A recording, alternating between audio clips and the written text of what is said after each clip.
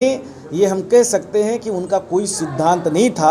आज आरएसएस और भाजपा के लोग संविधान को ख़त्म करने में लगे हैं और सबसे ज़्यादा पिछड़ों को, अति पिछड़ों को, दलित और आदिवासियों को परेशान कर रहे हैं। संविधान को ख़त्म करना चाहते हैं। एक दलित परिवार का व्यक्ति अगर चीफ जस्टिस ऑफ इंडिया, मुख्य न्यायाधीश बन के भारत में बैठे हुए हैं, उनके ऊपर आरएसएस और भाजपा से जुड़े हुए लोग जूता उछालने का काम कर रहे हैं, उनको जूते से मारने की कोशिश कर रहे हैं। ये संविधान की हत्या नहीं है, लोकतंत्र की हत्या नहीं है, तो फिर क्या है? ये हमें और आपको समझना है कि अगर ये केंद्र में जो भाजपा की सरकार है, एनडीए की सरकार है, प्रदेश में जो बिहार में एनडीए की सरकार है, अगर ये सत्ता में काबिज रह आए तो हमारा लोकतंत्र खतरे में है, हमारा वोट चोरी होगा। आज देखिए मुख्य निर्वाचन आयुक्त ने कितने सारे वोट जो है ना काटने का काम किया है। इतने सारे अगर मतदाता यहाँ जुड़े थे तो उन मतदाताओं को जोड़ने का काम किसने किया? ये भी तो एक प्रक्रिया है। किसी का नाम जोड़ना कितनी सारी गहन अध्ययन के बाद, विवेचना के बाद फिर जोड़ते हैं।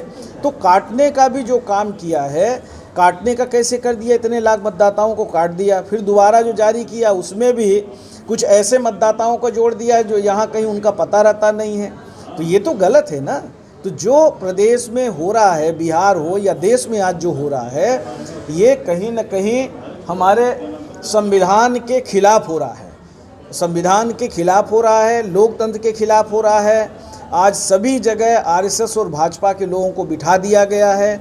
ये वही लोग हैं जब हमारा देश आज़ाद हो रहा था, आज़ादी के लिए हमारे पार्टी के नेताओं ने जितनी लड़ाई लड़ी, अपने प्राणों को न्यौछावर करने का काम किया, कई वर्ष जेलों में यातनाएं सही। उस समय आरएसएस और भाजपा तो थी नहीं, दूसरा इनका दल था। आरएसएस के लोग अंग्रेज़ों के साथ मिलकर काम कर रहे थे। यहाँ तक कि गोडसे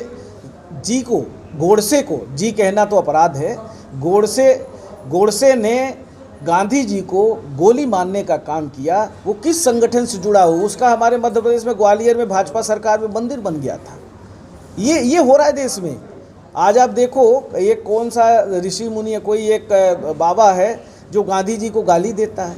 जिस गांधी जी ने देश को आज़ाद कराया, सत्य अहिंसा के मार्ग पर चलकर देश को आगे ले जाने का काम किया, आज वो बापू जिनकी विश्व में पूजा होती है, पूरा विश्व उनका सम्मान करता है, आरएसएस और भाजपा से जुड़े हुए लोग आज उनको अपमानित करने का काम कर रहे हैं। ये इनका देश के लिए योगदान क्या है? सिर्फ झूठ बोलने का।